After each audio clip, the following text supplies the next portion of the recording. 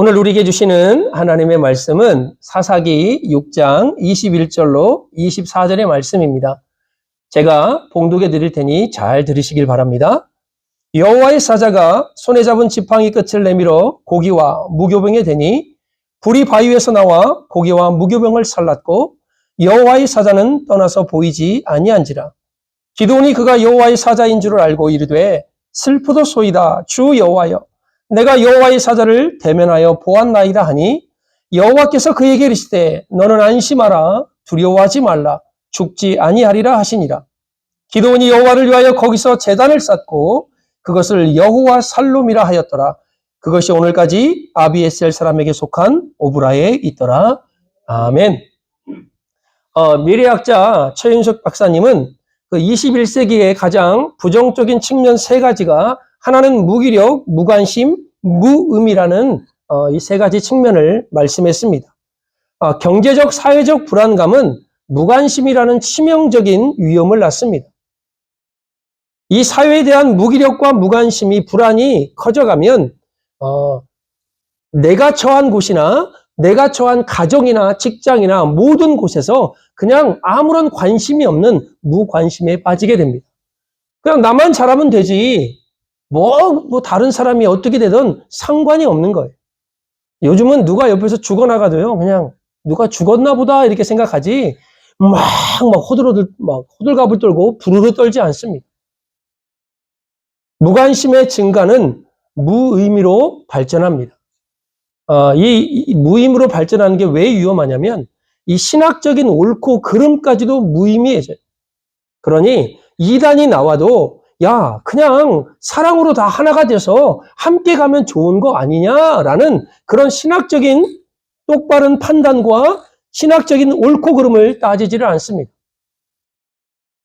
또 하나는 교회 일에 대한 무의미로 빠집니다. 요즘은 다는 아니지만 교회 다니는 거를 그냥 하나의 종교 생활로 하는 사람들이 많습니다. 그러니 내가 눈에 띄지 않고 조용히 다닐 수 있는 곳을 찾습니다. 그리고 내가 아무 일에도 관여하지 않고 거기에 소속되지 않고 그냥 조용히 왔다 가는 것을 원합니다. 그러니 헌신이 없습니다. 교회를 향한 뜨거운 마음이 없습니다. 하나님이 예수 그리스도를 통해서 피값 주고 사신 이 교회가 얼마나 소중하고 얼마나 아름다운 곳인지에 대한 아무런 감정이 없습니다. 그리고 이 무의미는 성도들뿐만 아니라 목회자에 관한 인격에 대한 무의미까지도 증가가 됩니다. 그래서 목사가 타락을 하게 되고 또한 성도들이 타락을 하게 되는 겁니다. 세상은 성도들과 우리 목사에게요, 우리 믿는 자들에게 도덕적인 기준을 약간 상향 조정을 합니다. 그래서 항상 하는 말이 뭐죠? 어떻게 믿는 사람이 저래? 이런 말을 해요. 어떻게 예수 믿는 사람이 저래? 어떻게 목사가 이럴 수가 있어? 우리가 정해놓은 건 아니지만 세상이 정해놓은 기준이에요. 그러나 우리도 그 기준에 어느 정도는 맞춰서 살아가야 됩니다. 왜요? 우리는 세상과 구별된 사람이기 때문입니다. 이 무관심과 무기력과 무의미가 발전하면 소외를 낳습니다. 타인을 외면하고 타인을 무시하고 좀 더 나아가면 나 자신까지도 그런 상황 속으로 밀어넣습니다. 이것을 영적인 우울증이라 말을 해요. 영적 우울증은 우리 지금 현재 교회뿐만 아니라 다가올 미래의 교회까지도 공격하는 사단의 최고의 전략입니다. 이 영적 우울증에 빠지면요, 자신뿐만 아니라 타인까지도 죽이는 엄청난 극단적인 행동이 유발이 됩니다. 그러니 평강이 없죠. 평안이 사라진 시대, 그래서 여호와의 살롬이 사라진 시대를 우리가 지금 살아가고 있는 것입니다. 그래서 이것들을 이기려면 이 최윤숙 박사는 무슨 얘기를 하냐면 수직적인 관계를 먼저 회복하라는 거예요. 그게 뭐냐? 하나님과의 관계가 회복되지 않으면 수평적인 측면도 다 무너진다는 거예요. 왜 십자가가 필요합니까? 먼저 위로는 하나님과 나와의 관계가 회복이 돼야 나머지가 회복이 되는 거예요. 여러분, 이웃과 친해요? 성도들과 친해요. 이웃과 화평하고 아무런 문제가 없어요. 그러나 하나님 관계가 무너지면요, 그 만남과 그 교제는 무너지게 되어 있는 것입니다. 하나님과의 관계가 올바로 되면, 그분과의 교제가 내가 바로 정립이 되면 내 안에서 성령의 능력이 회복되고 그 능력으로 말미암아 이 땅을 이길 수 있는 힘이 생기고 이웃과 화평할 수 있는, 평안할 수 있는 힘이 생기는 것입니다. 그래서 먼저 하나님의 관계를 회복하십시오. 그리고 우리가 네트워크를 만드는데요, 좀 어떻게 이렇게 말하면 좀 죄송스러울 수 있지만 영양가 있는 만남을 가져야 돼요. 영적으로 내게 유익을 줄 수 있는 사람, 믿음의 사람, 긍정의 사람, 행복 바이러스를 옮길 수 있는 사람, 그런 사람들과 함께 하십시오. 그러면 여러분도 믿음의 사람으로, 긍정의 사람으로, 행복 바이러스를 나눠줄 수 있는 사람으로 여러분이 달라질 수 있는 것입니다. 수식과 수평의 그 네트워크 속에 가장 중요한 게 뭐냐? 바로 하나님의 말씀입니다. 여러분이 사사기가요, 하나님의 말씀이 사라진 시대입니다. 영적인 우울증이 단단히 걸린 시대가 바로 이 사사기 시대입니다. 여호수아의 죽음 이후부터 사무엘의 시대까지 하나님은 이스라엘 백성들의 사회, 정치, 국방, 종교적인 문제와 역사적인 것을 다룬 책이 바로 이 사사기입니다.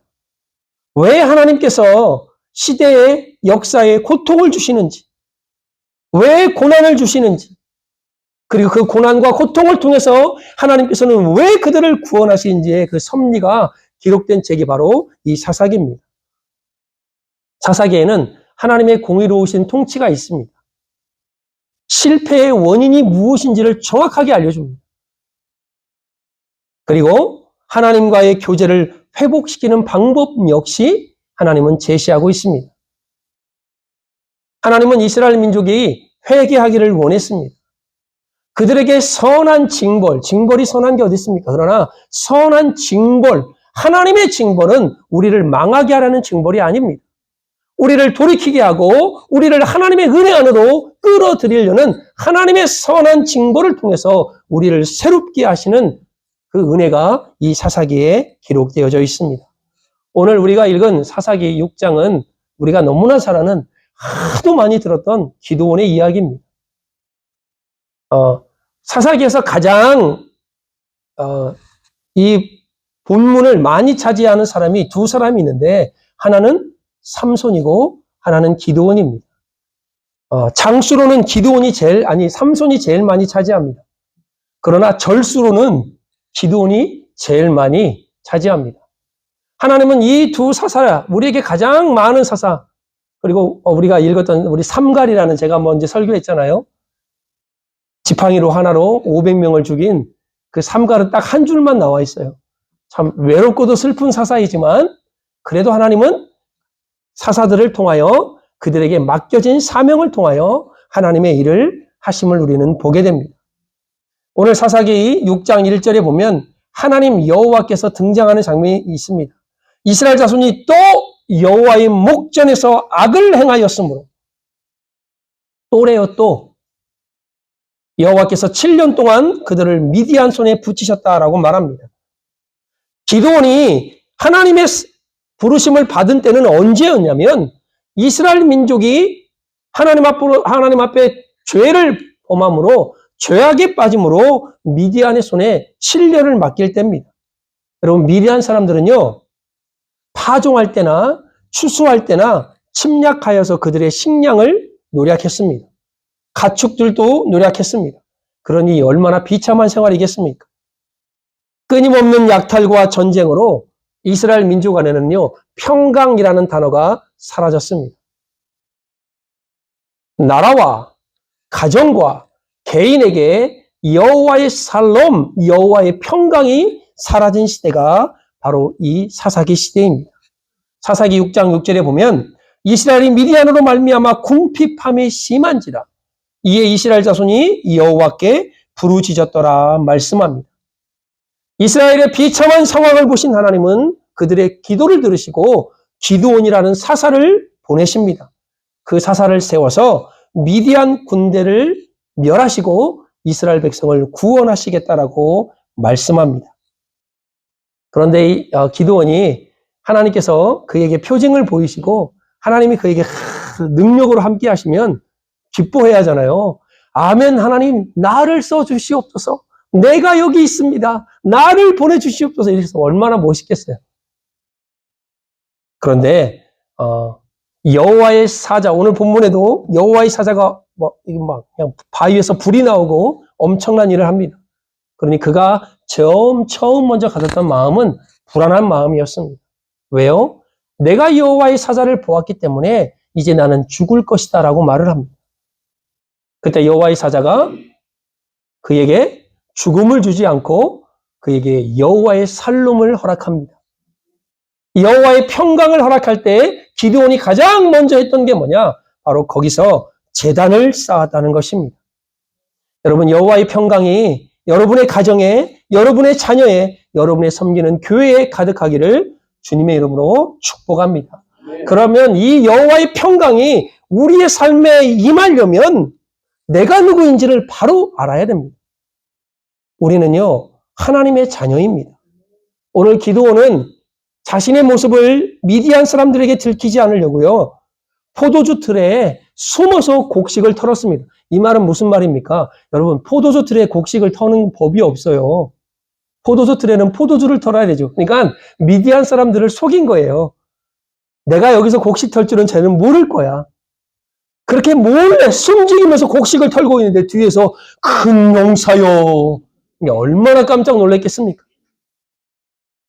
그냥 놀라서 펄쩍, 이게 뭔 소리야, 지금 나 숨어서 몰래 하고 있는데. 그런데 기드온을 향하여 하나님은요, 큰 용사라고 말을 합니다. 근데 기드온의 반응은요, 하나님, 나를 큰 용사라고 하기 이전에 하나님이 계시다면 왜 이런 일이 우리에게 일어납니까? 하나님께 따지는 거예요. 하나님이 우리 조상을 애굽에서 올라오게 하지 않으셨습니까? 하나님이 우리를 버리신 것입니까? 라고 따지다가 이게 아닌 것 같은데 하면서 살짝 따지지 못한 그 질문을 바꿔서 나는 안 됨을 하나님 앞에 얘기합니다. 하나님, 나는 므낫세, 우리 집안은 므낫세 지파 중에 가장 작은 집안입니다.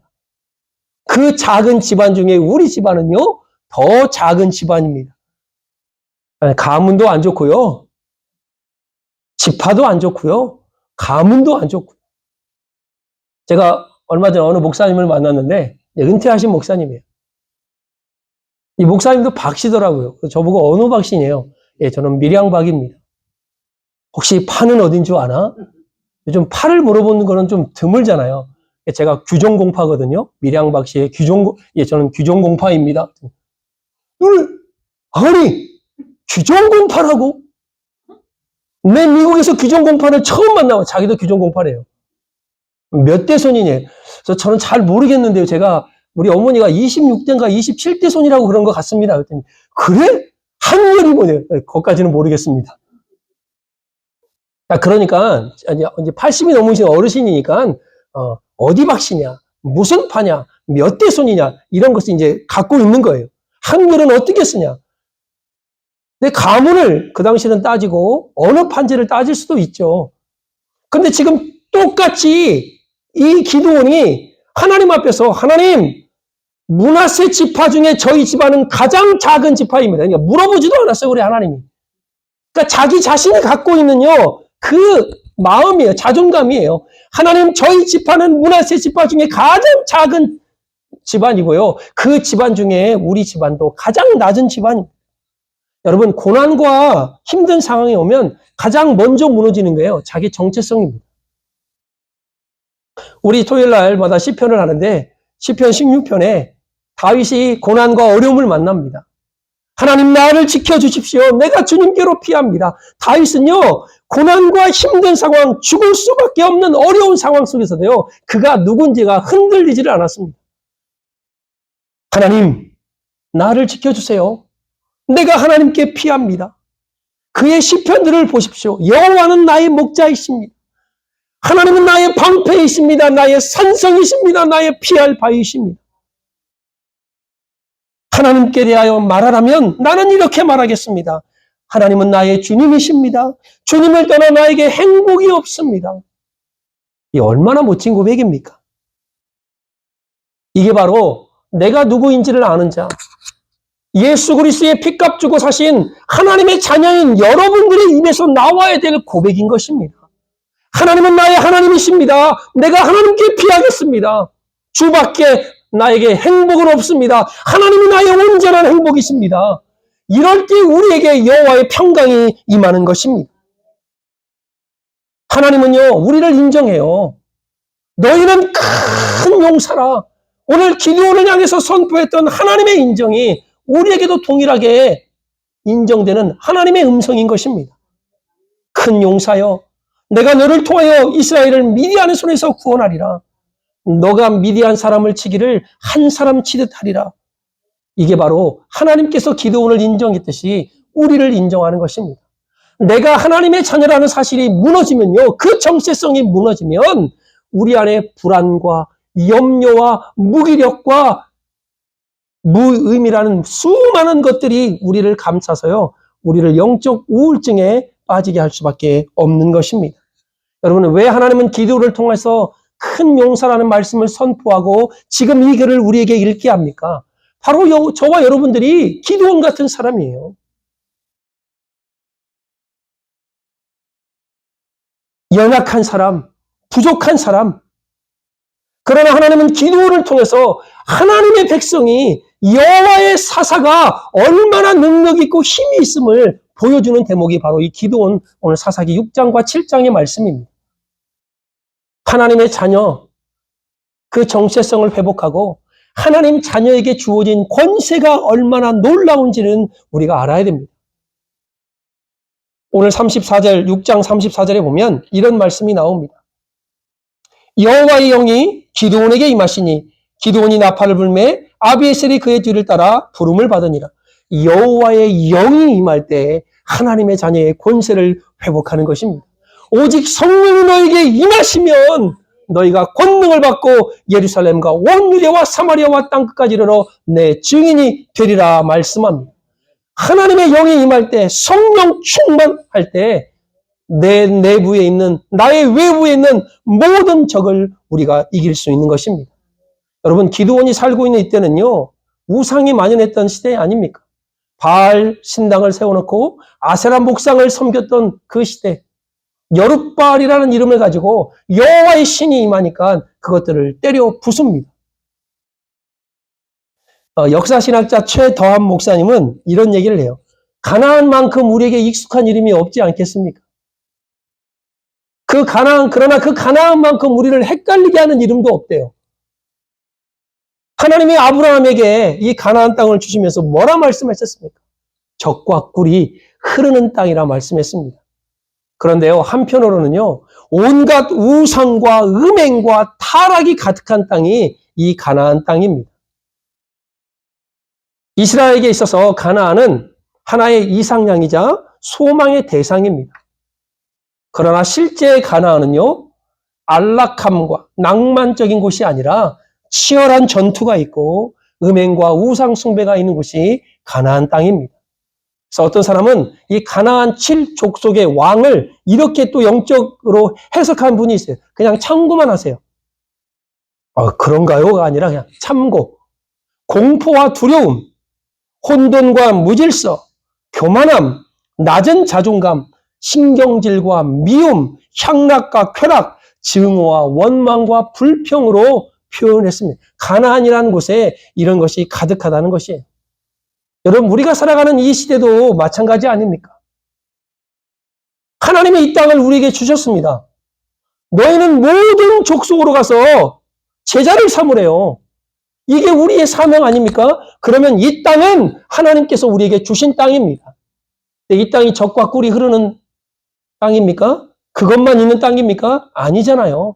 이 안에는 향락과, 이 안에는 우상과, 이 안에는 무질서와 신경질과 미움과 증오와 원망이 있는 곳이 바로 이 땅 아니겠습니까? 그러나 이 땅이 젖과 꿀이 흐르는 땅이 되게 하려면 우리가 여호와의 평강을 회복하고 하나님의 자녀의 신분과 권세를 회복해서 이 땅을 정복해 나갈 때 이 땅은 젖과 꿀이 흐르는 땅이 될 것입니다. 아멘. 여러분, 우리 청소년들을 위해서요, 기도를 많이 해야 돼요. 가끔 제가 집에서 이제 제 기도 시간에 기도하면, 그래, 나 때까지는 좀 괜찮을 것 같다.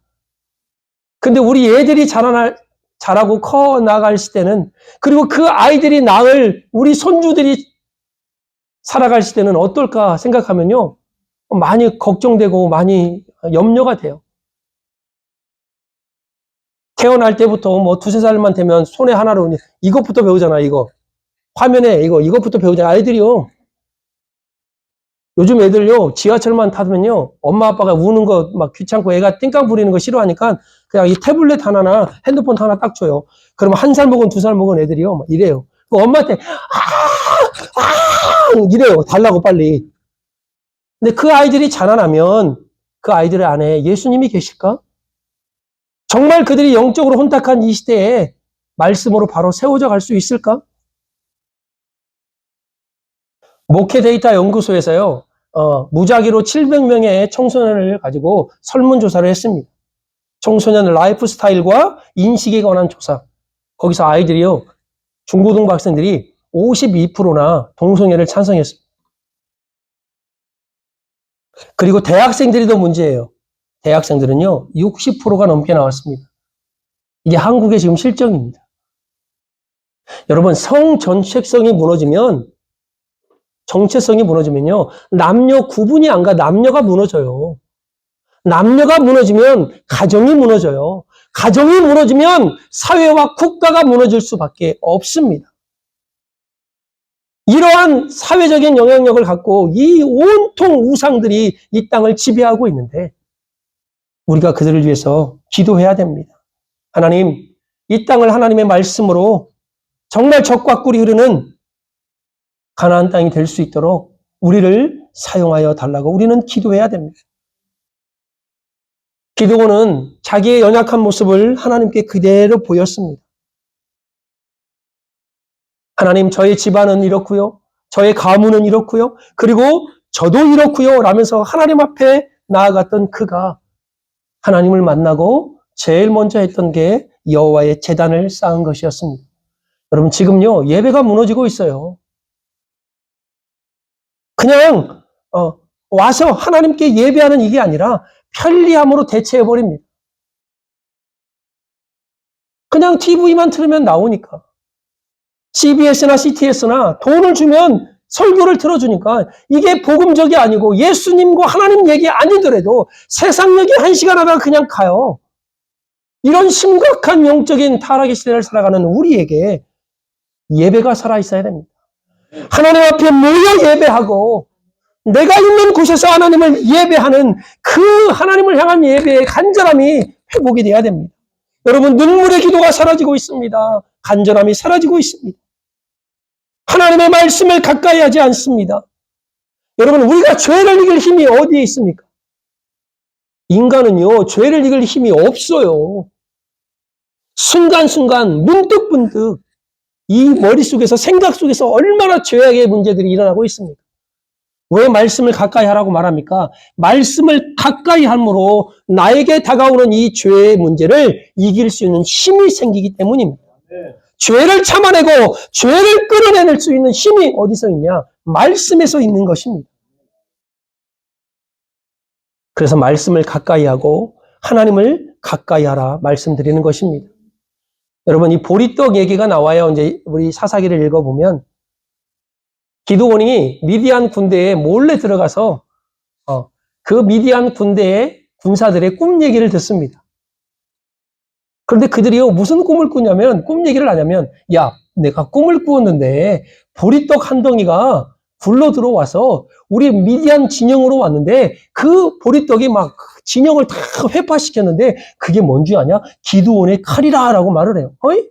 기드온이 지금도 아직 긴가민가해. 내가 가야 되나 말아야 되나 막 하는데 갑자기 보리떡 얘기가 등장하면서 이 보리떡이 미디안 군대를 이긴다라는 꿈 해몽을 듣습니다. 참 꿈도 꿈이지만 해몽을 너무 잘해. 어떻게 보리떡이 들어왔는데 그게 기드온의 칼이라고 해몽을 합니까? 미디안 군사가 지난주에 전사님이 해왔던 쑥떡하고 비슷한 거예요. 이 보리떡이. 전사님, 우리나라로 말하면 개떡입니다. 개떡. 그 당시에 이 개떡을, 보리떡을 먹는 사람이 이스라엘이나 우리나라 똑같아요. 가난한 사람들, 짐승들이나 먹는 것이 보리떡이었습니다. 지금은 영양식이라 돈 주고도 못 먹죠. 그러나 과거에 이 보리떡, 개떡은요, 정말 가난한 사람들, 짐승들이나 먹였던 그런 음식이었습니다. 그런데 기드온이 왜 이 보리떡 얘기를 듣고 그가 힘을 얻고 돌아가서 미디안 군대를 쳐서 이겼을까요? 저는 이렇게 생각합니다. 바로 이 보리떡이 기드온의 자아상이에요. 자기 자신이 이 보리떡과 같은 개떡과 같은 사람이에요. 자기 집안도 안 좋고 그 집안 중에 가장 안 좋은 나. 그러니까 자존감이 땅에 떨어질 대로 떨어진다. 보리떡 같은 나를 하나님이 사용하시는구나. 여러분, 저와 여러분이 그런 보리떡이 아닙니까? 정말 연약하고 부족한 나, 정말 보잘것없는 나를 하나님께서 사용하시고 그 하나님의 말씀에 순종하였더니 하나님께서 놀라운 역사를 이루신 것입니다. 여러분, 하나님께 순종하는 것은요, 나의 전공이 돼야 돼요. 간단하잖아요. 하나님 말씀에 순종하래요. 그러면 나머지는요, 어떻게 해요? 그 어떻게는 하나님의 전공입니다.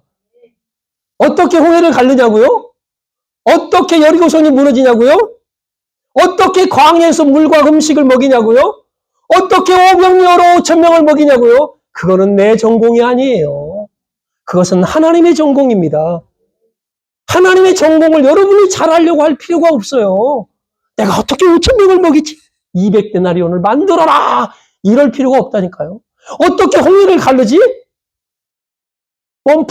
펌프를 뿜어! 내가 할 필요가 없어요. 나는 뭐냐? 지팡이를 내밀어라! 그러면 순종하면 돼요. 떡을 가져와라! 그러면 가져오면 돼요. 여리고성을 돌라! 그러면 돌면 돼요. 나의 전공은 순종이고 그 어떻게는 하나님의 전공입니다. 디모데후서 2장 2절에 보면 군사로 다니는 자는 군사로 모집한 자를 기쁘게 하려 합니다. 내가 해야 될 일은요, 나를 부르신 하나님 앞에 순종함으로 그분을 기쁘게 하는 것입니다. 보리떡 같은 나의 인생을 하나님의 강한 영적인 군사로 세워준 그 하나님 앞에 감사하십시오. 그래서 우리도 보리떡 같은 우리 인생이 굴러 들어가야 돼요. 어디로? 사랑이 없는 곳으로 굴러 들어가고, 전도할 곳으로 굴러 들어가고, 선교할 자리로 들어가고, 나의 이익과 배만 채우는 이 시대에 낮아짐과 겸손으로 굴러 들어가서 이 사회를 변화시켜야 될 것입니다. 투정 부리고 낙심하고 원망할 시간이 없어요. 남과 비교하며 나를 깎아내릴 시간이 없습니다. 주님 오실 날 얼마 남지 않았어요. 마라나타, 신약에 나온 아람어입니다. 이게 세 가지 의미를 갖고 있어요.